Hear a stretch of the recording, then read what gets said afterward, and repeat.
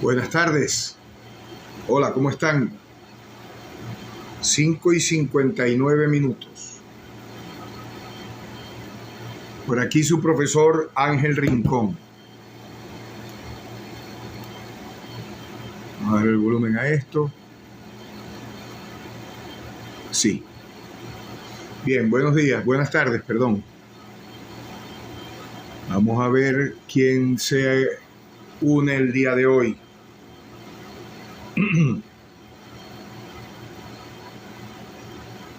Hola.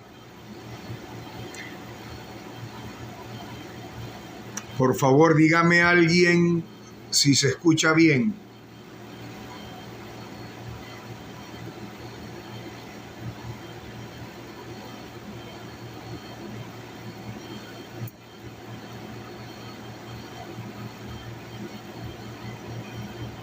Buenas tardes, jóvenes.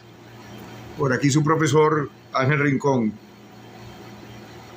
Ok, Gabriel Sosa. Buenas tardes, Gabriel Sosa.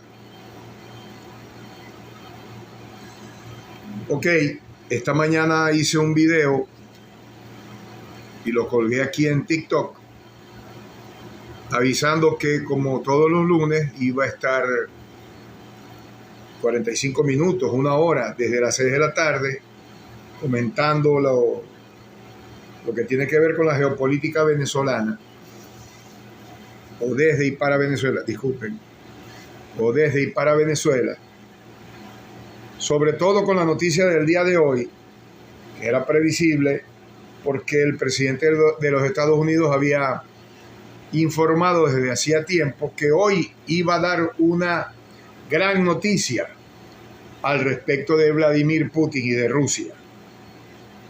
Y bueno, la gran noticia que él había asomado consistió en supuestamente, porque para quien sea abogado,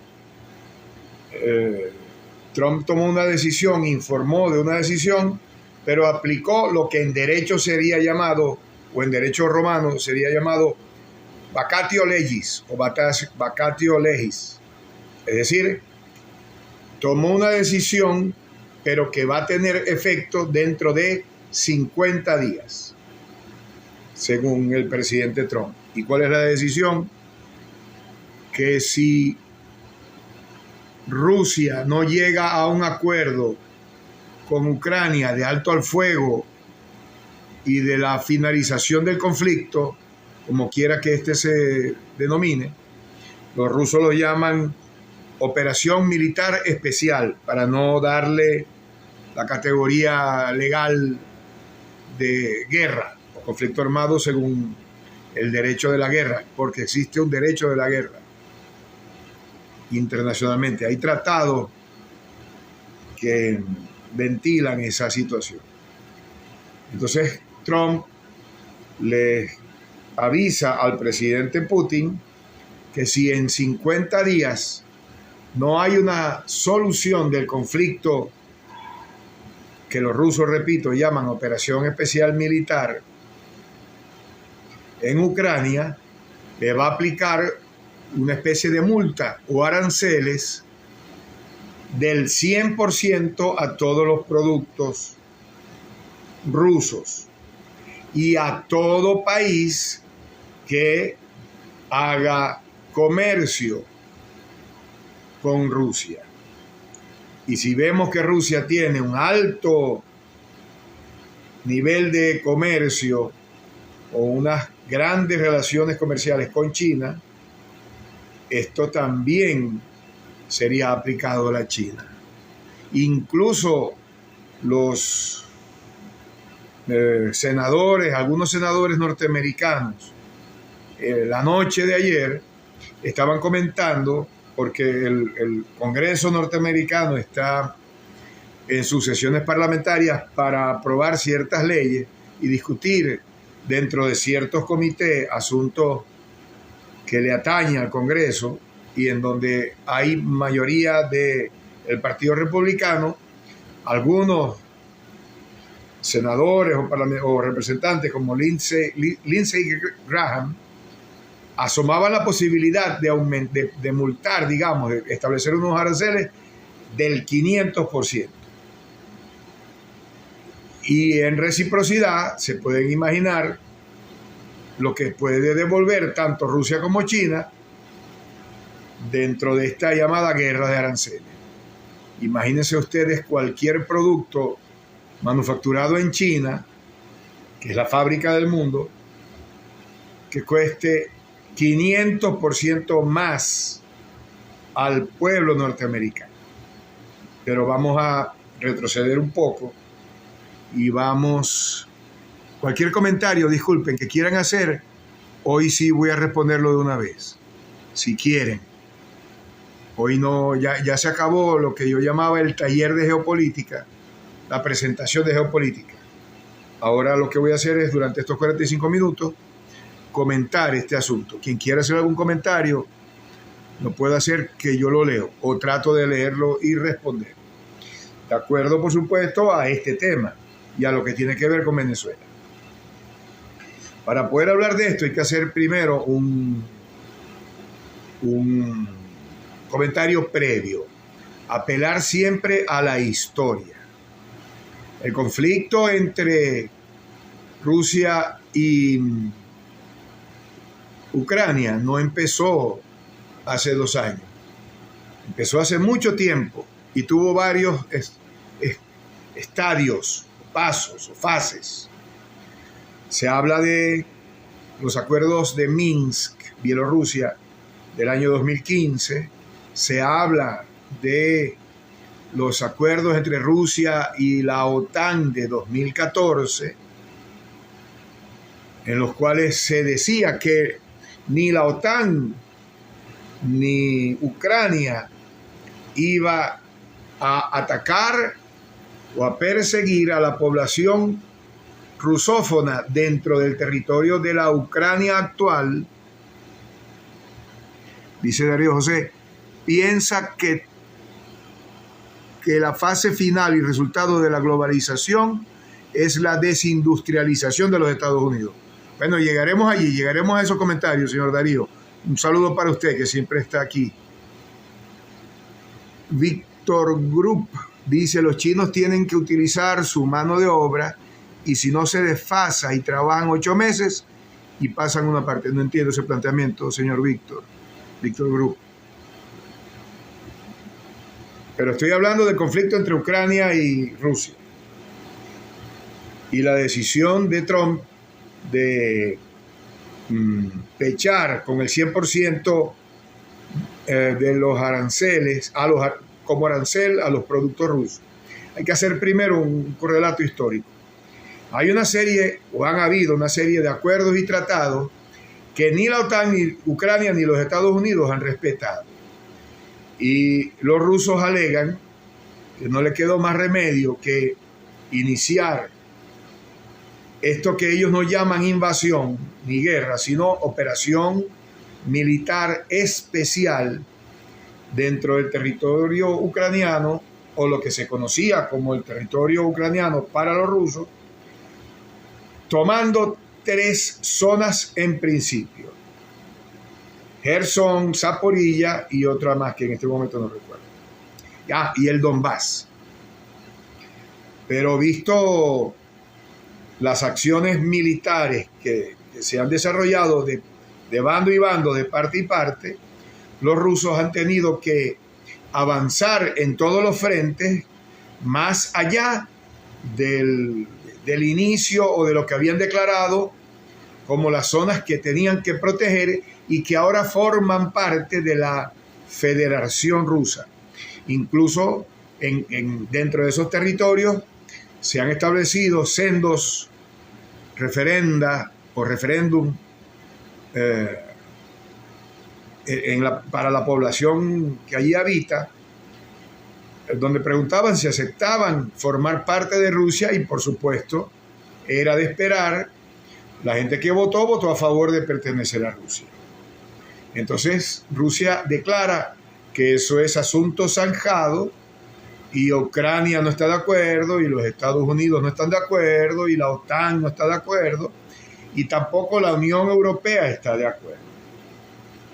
Estas cosas se suelen resolver manu militari, que es como se están haciendo, se dice en latín, es decir, a través de la fuerza, manu militari. Este correlato se hace antes de la decisión para explicar alguna, vamos a decir, la situación antes de la decisión de Trump del día de hoy.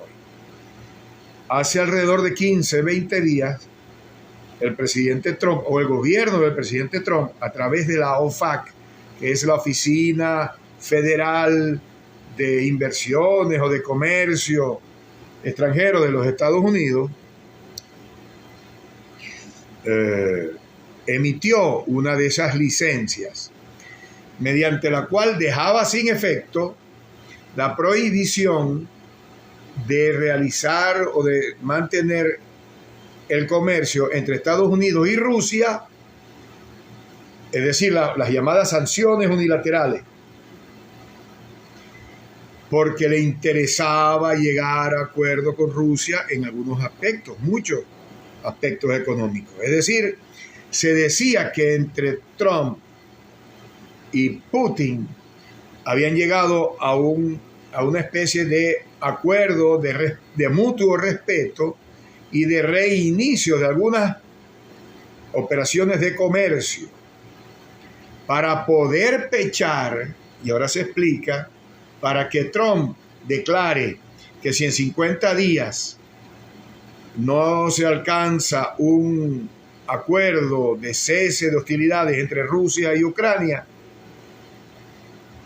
no se puede hacer efectiva el aumento de las tasas de aranceles al 100% si no hay un permiso, si no hay una autorización para que Rusia pueda comerciar. Y eso hay que decirlo y comentarlo antes de la decisión, de comentar la decisión del día de hoy del presidente Trump de amenazar, de avisorar, en fin, las cosas que hace Trump, de amagar con establecer un arancel del 100% sobre unos productos que antes estaban prohibidos comerciar. Y eso hay que tomarlo en consideración. Punto número 1. Trump levantó las sanciones a Rusia en muchísimos productos hace días, porque ya preveía que iba a tomar esta decisión. Ahora, ¿cuáles serán las consecuencias? ¿O cuáles serían las consecuencias de aumentar un 100% de aranceles a los productos rusos de regreso a Estados Unidos, no directamente de acuerdo al comercio que habría con Rusia, que ya les voy a comentar uno que es muy importante, que es fundamental y que nunca ha dejado de existir, nunca ha estado sancionado, sino a través del comercio indirecto de productos rusos o de países que comercien con Rusia, como por ejemplo China, que es el mayor comerciante del mundo, de regreso al consumidor norteamericano. Y esto tiene dos fases, o dos comentarios. Me acaban de pasar un mensaje de WhatsApp. Denme un segundo. Danilo González Villamil. Déjeme leerlo.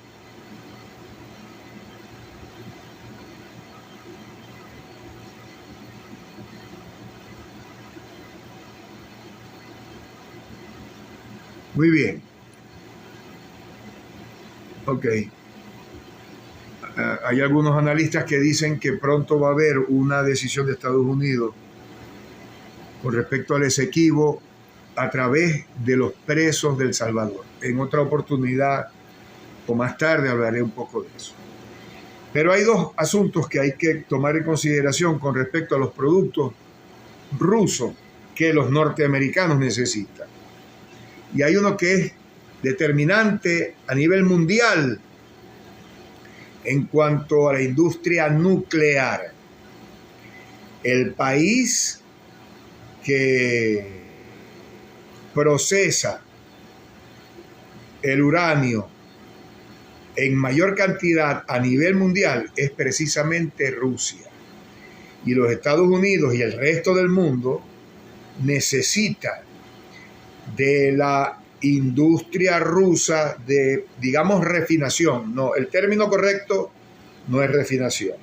Alguien que me lo diga aquí, por favor, porque ya yo tengo 62 años. Y hay algunos términos que se me pasan. Pues. La industria de desarrollo del uranio, de enriquecimiento del uranio, más grande del mundo es rusa.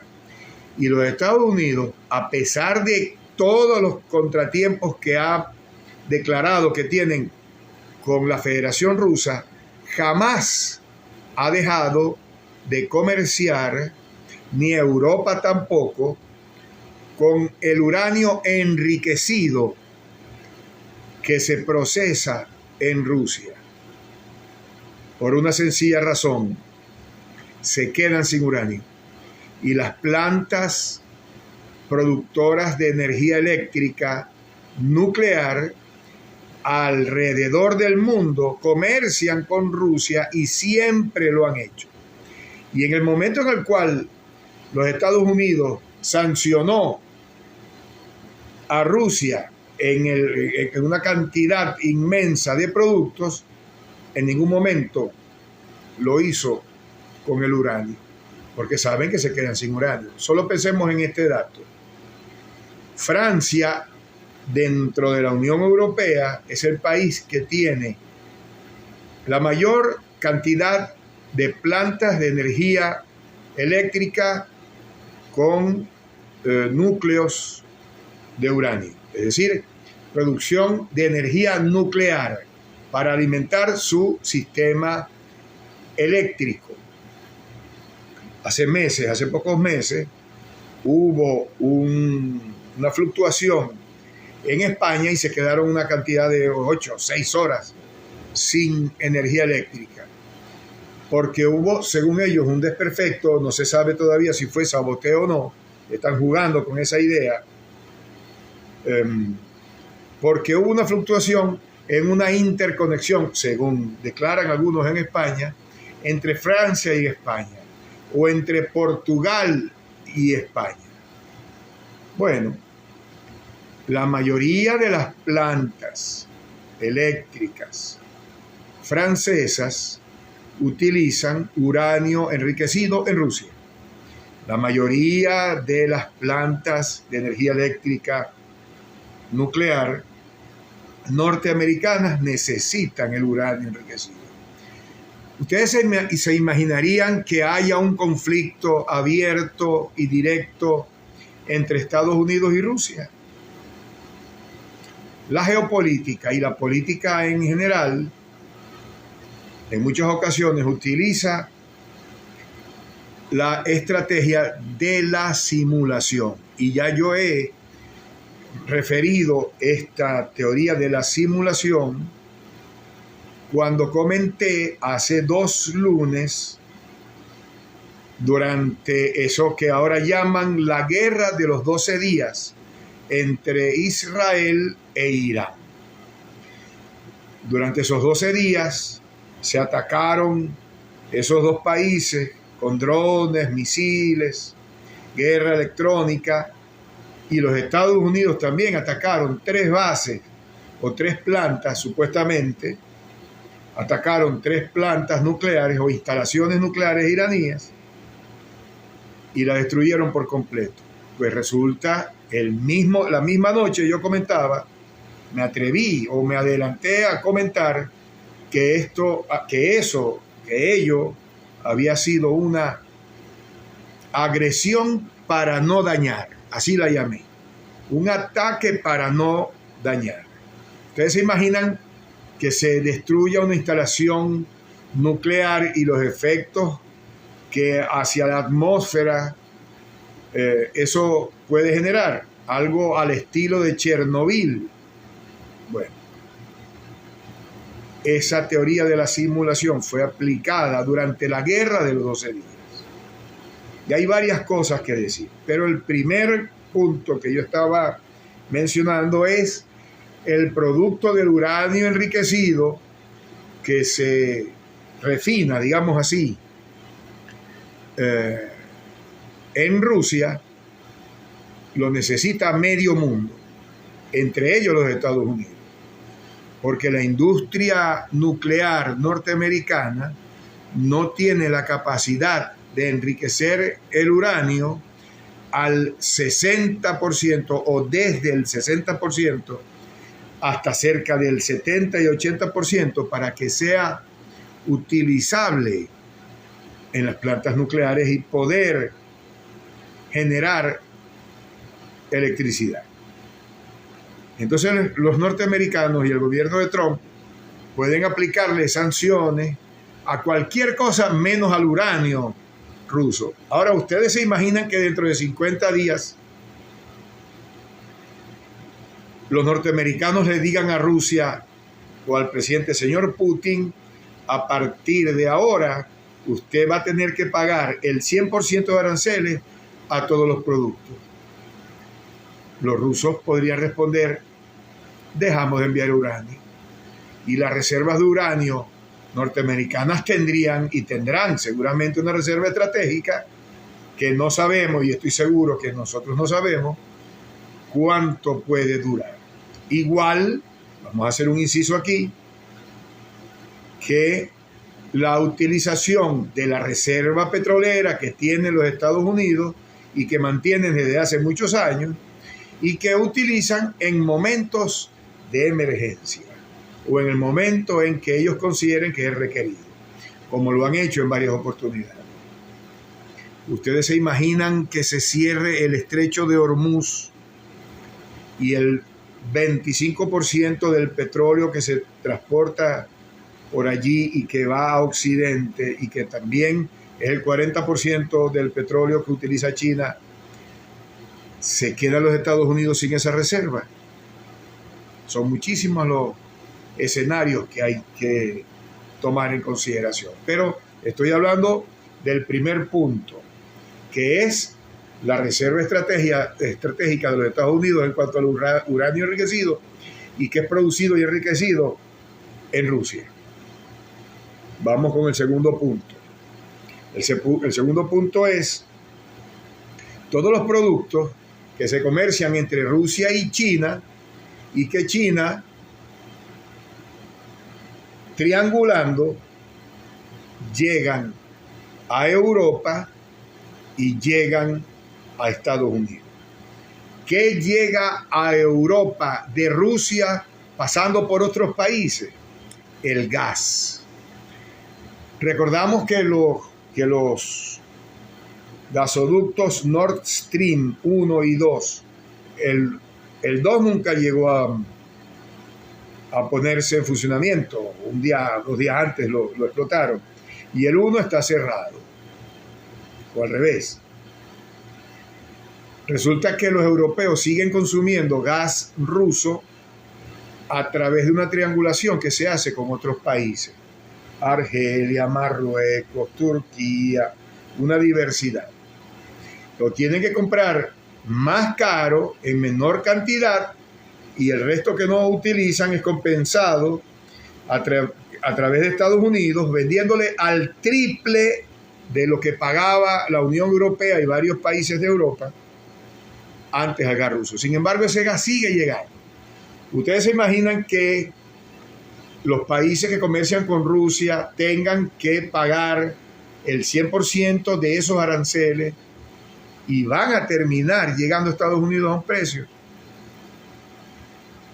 Y si se les ocurre llevarlos o elevarlos al 500%, ¿cuánto puede costar un iPhone construido en China que vale miles de dólares y que llega a costar 500% más?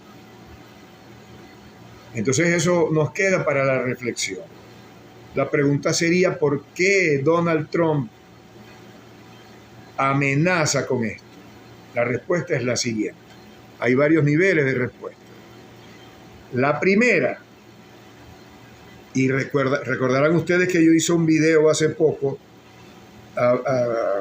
acerca del tema de la autorización por parte del Congreso norteamericano de la aprobación del presupuesto de la nación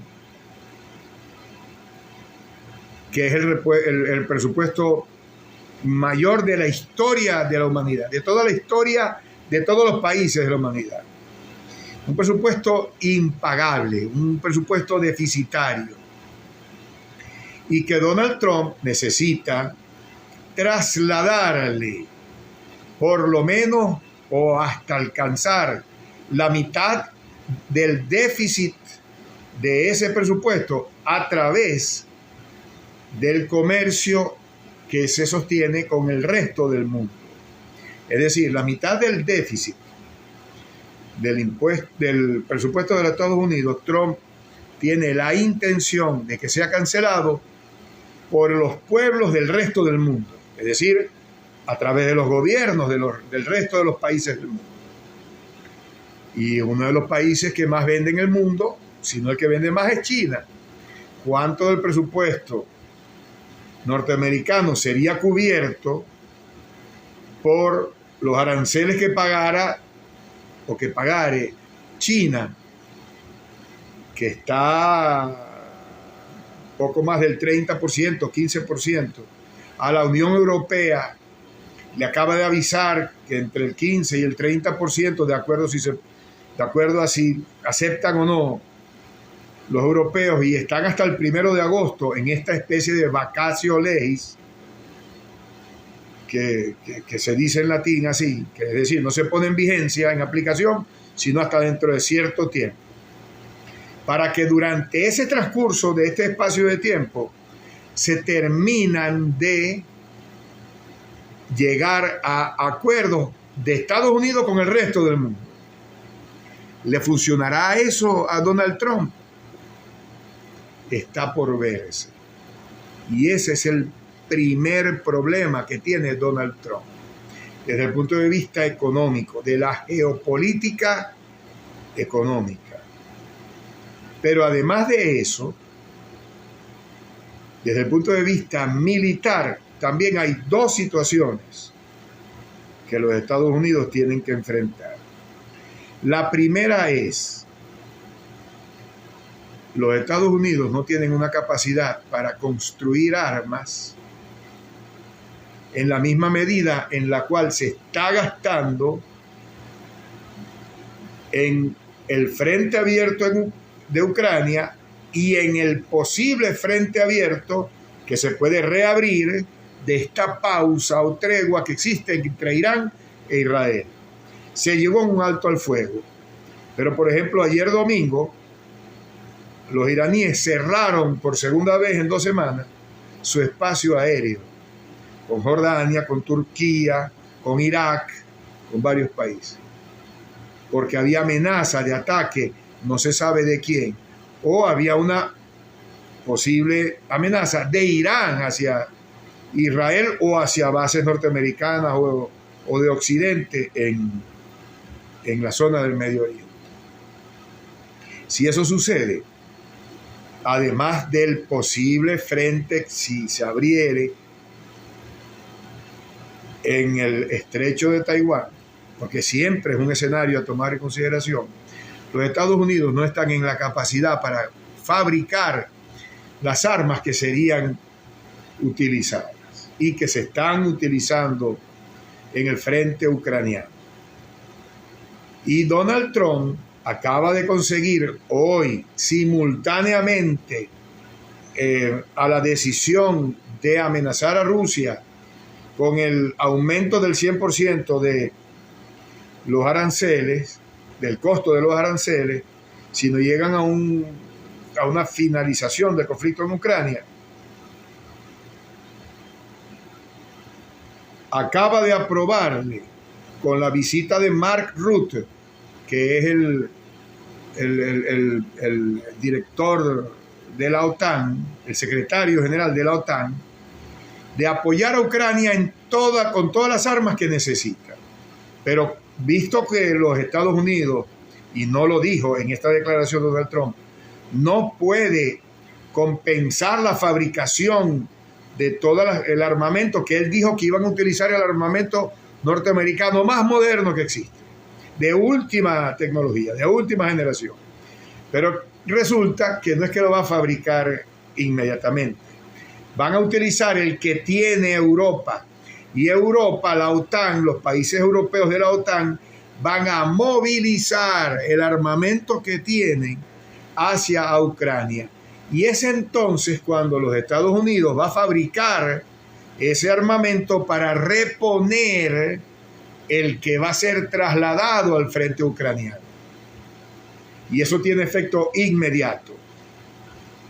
Se espera entonces en las próximas horas la respuesta del Kremlin y de Vladimir Putin con respecto a estas decisiones que están tomando.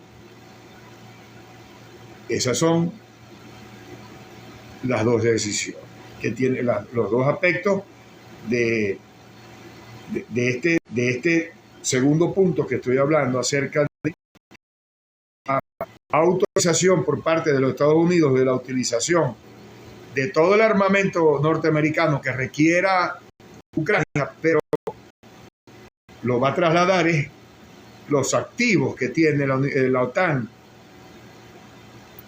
Por ejemplo, ya Alemania, el canciller Friedrich Merz declaró hace pocas horas que iba a trasladar 2 sistemas Patriot que están en Alemania y van a reponer los que está trasladando con los que fabrique, cuando lo fabrique los Estados Unidos, pero se van para el frente de una vez.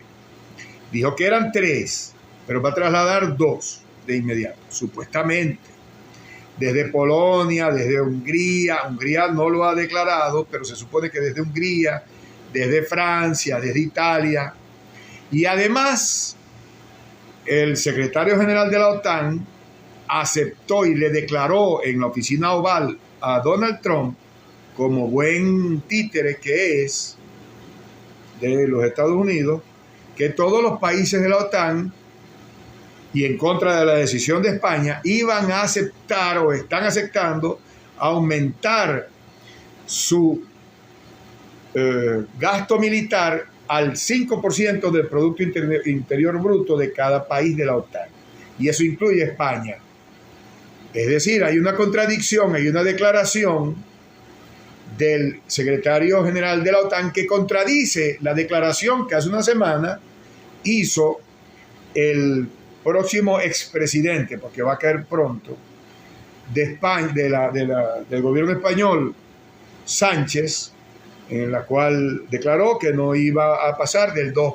Bueno, así se está moviendo. Así que toda esta estratagema, yo lo digo con mucha humildad, pero lo afirmo categóricamente, se está realizando a través de la teoría de la simulación. Estas son amenazas. Los Estados Unidos no tienen la capacidad para actuar en 3 frentes. Ya está actuando en uno. Ya está llevando o está produciendo armas que va a ser la reposición de las que vayan al frente ucraniano. Y si hay un conflicto desde y contra Israel, y si hay un conflicto en cualquier otra parte del mundo, porque también debemos suponer que las salas situacionales del resto de los países del mundo pueden dar un paso al frente y tomar una decisión dentro de su espacio vital, y aquí ya entendemos lo que significa el espacio vital para la geopolítica, dentro de lo que se considera la escuela alemana de geopolítica, Lebensraum. Nos imaginamos que los chinos, que acaban de hacer hace 2 semanas unos ejercicios inmensos en sus fuerzas navales, tomen Taiwán. ¿Cómo haría los Estados Unidos? ¿Cómo enfrentaría eso? Ustedes se imaginen que entre Irán e Israel y entre los hutíes e Israel haya de nuevo un ataque o ataques simultáneos o recíprocos entre sí. Y hacemos una tercera pregunta. ¿De dónde va a salir el petróleo si hay ese ataque? Hoy mismo declaró el gobierno iraní que la decisión de cerrar el estrecho de Hormuz todavía no se había descartado. todo esto tiene que analizarse simultáneamente. ¿Qué hora es? 6:34. Con la pantalla para que no me salga el asunto de que no he hecho ningún movimiento aquí en el TikTok. Nos imaginamos que cualquiera de esas cosas suceda. Se cierra el estrecho de Hormuz, se abre un segundo o un tercer frente. ¿De dónde van a sacar las armas los israelíes? En otro video yo les comenté que Israel no tiene profundidad estratégica. ¿Qué significa esto? Lo repito. No tiene infantería, no tiene miembros de su ejército, ni armas para sostener un conflicto que se mantenga en el tiempo, que se sostenga en el tiempo. Y los rusos están, a propósito, sosteniendo en el tiempo la operación militar especial en Ucrania. Es decir, a los rusos no les interesa en este momento llegar a una finalización del conflicto si no les son cumplidas todas sus exigencias. Y Donald Trump dijo hoy también, por cierto, que Putin no es un asesino, pero que es un tipo duro y que no cumple con los acuerdos. Según la visión de Trump, la teoría del engaño. A los Estados Unidos no le interesa que el conflicto entre Rusia y Ucrania termine del todo, porque eso es lo que alimentará, fíjense la paradoja, eso será lo que alimente la industria militar norteamericana, porque la mayor cantidad de armas que utiliza la OTAN es norteamericana, solo que ahora la va a pagar Europa. Y a mi familia que vive en Europa, y a mis amigos que viven en Europa, y a todos los venezolanos que viven en Europa, ya deben estar sintiendo y van a sentir la inflación en Europa. ¿Cómo la van a sentir? Y ya la están sintiendo en Estados Unidos. Vi un video el sábado o el viernes pasado de un cubano, por cierto, anticastrista, de esos que viven en Miami, haciendo una comparación del costo del café, y subió en una semana de $6.8 el paquete a $10.8 el paquete, $4 en 2 días, en 3 días, solo del café. Imagínense el resto de las cosas, o de lo que vaya, de los productos chinos, o de los productos mexicanos, o de los inmigrantes que cosechan las hortalizas y los productos de consumo diario en Estados Unidos. Los Estados Unidos tienen un problema grave y Donald Trump pretende solucionarlo a través del pago del resto del mundo. ¿Aceptará el resto del mundo eso? ¿Permitirá algún país o algunos países que se dé un conflicto en el mundo solo para que los Estados Unidos tengan que utilizar sus reservas estratégicas petroleras? Lo puede hacer, no digamos la OTAN o la Unión Europea, pero algún conflicto entre países puede desencadenar. A los iraníes les pudiera interesar, a los pakistaníes también. Los norteamericanos están tratando de responder estratégicamente y están buscando problemas en Moldavia y en Azerbaiyán para que la fuerza militar y el gasto militar ruso se desvíe de Ucrania a esos posibles escenarios. Por eso el canciller Sergei Lavrov hasta ayer estuvo en Pyongyang, Corea del Norte, haciendo tratativas para atender un posible escenario como aquel, que tenga que mover tropas a Azerbaiyán, no solamente al frente en Kursk, que utilizaron 10.000 soldados norcoreanos. Se habla de 25.000 que estarían puestos con su apresto operacional norcoreano si Rusia lo necesita en cualquier circunstancia. En cualquier circunstancia. Entonces, repito, a los Estados Unidos no le interesa que el conflicto entre Ucrania y Rusia termine rápidamente. Tiene que seguir sosteniéndose un tiempo más. Pero tampoco puede sostener un conflicto de larga data si hay más de un frente abierto, además de ese frente. Y por eso trata, dentro de la teoría lo que se llama también la teoría del desgaste, desgastar la economía rusa, que ha hecho pecho y ha soportado el gasto militar para el frente ucraniano, pero se vería muy comprometido si abriera otro frente militar.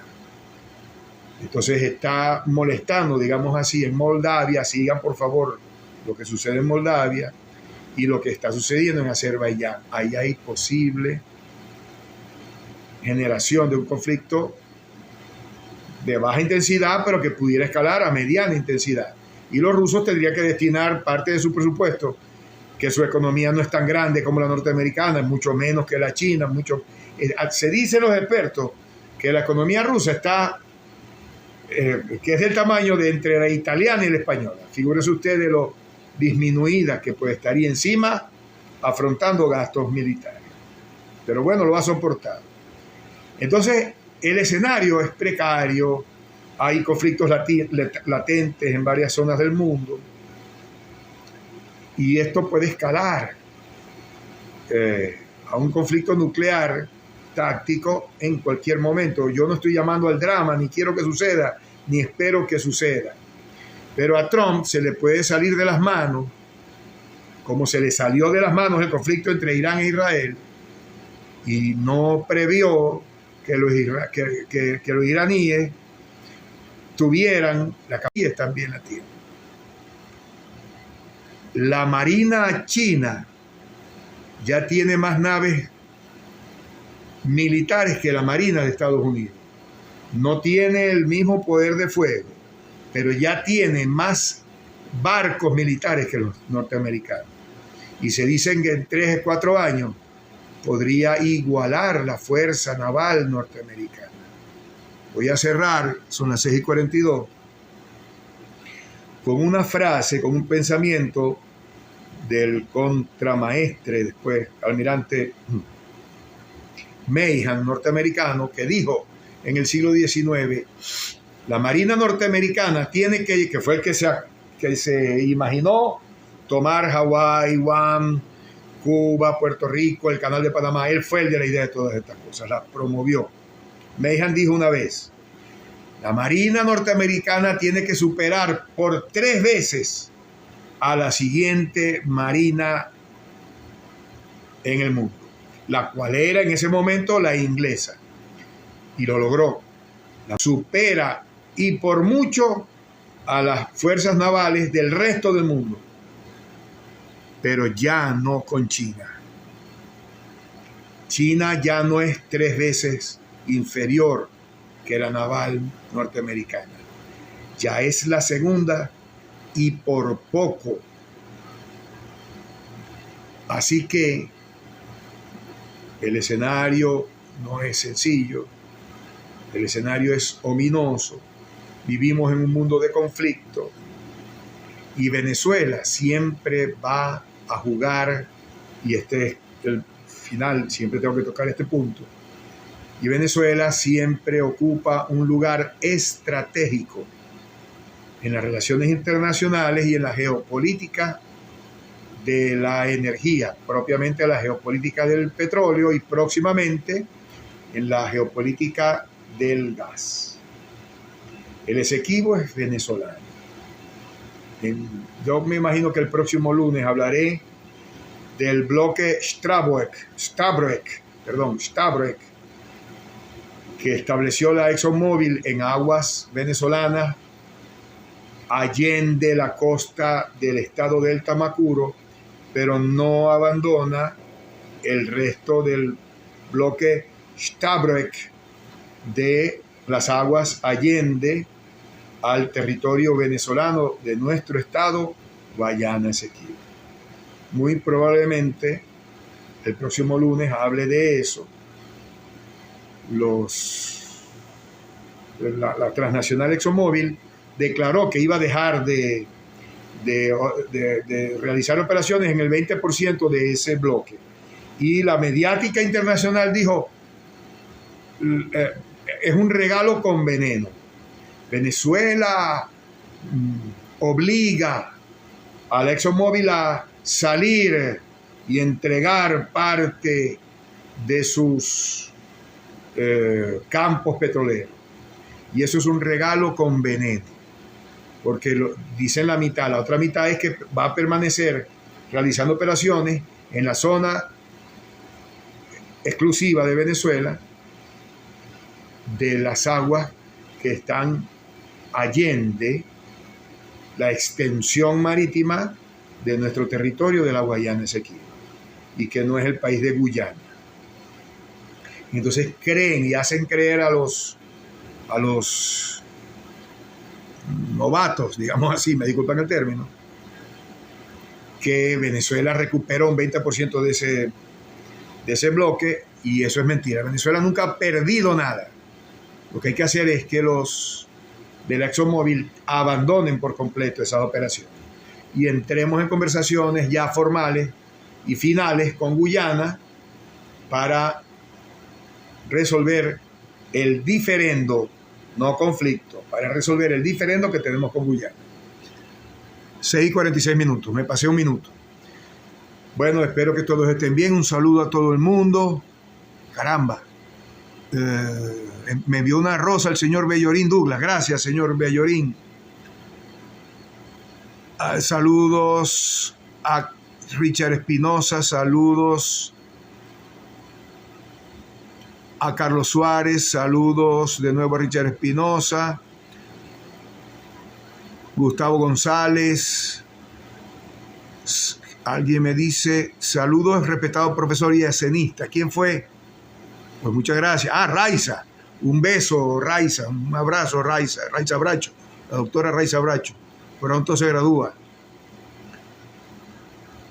Francisco Hernández. Saludos. Saludos desde Barquisimeto. ¿Quién me saluda? Wilmer. Saludos a Wilmer. Ediberto. Saludos. User 3860-1157-48491. Gracias por mirar. Darío José, el señor Darío José siempre lo hace. Muchas gracias. Campo, señor Campo también. Carlos Suárez, David Linares, familia Ramírez, Teodosio Arias, Edubio Ferrer, yo trabajé con Edubio, trabajamos juntos en la Misión Cultura. Saludos, Edubio. Javier 26, Giacomo, ese es Franco. Saludos a Franco, mi amigo Franco. Freddy Arias, Francisco Hernández, Eduardo Valderrama, debe ser. Pollo Ronco, saludos, señor Pollo Ronco. José Romero. Rafa 70, saludos, señor Rafa 70. De nuevo Darío José. Nectario González Andrade, gracias, saludos. Callayo Salazar, me recuerda al músico venezolano que en paz descanse. Darío José de nuevo. Julio César Colmenares Azuaje, saludos, joven. Bueno, me despido de todos ustedes. Espero que estén bien. En la semana haré uno que otro video y lo colgaré en YouTube y en TikTok. Y el próximo lunes nos vemos a las 6 de la tarde, si todo sigue. Que estén bien. Saludos y respetos. Les habló su profesor de Geopolítica, Ángel Rincón.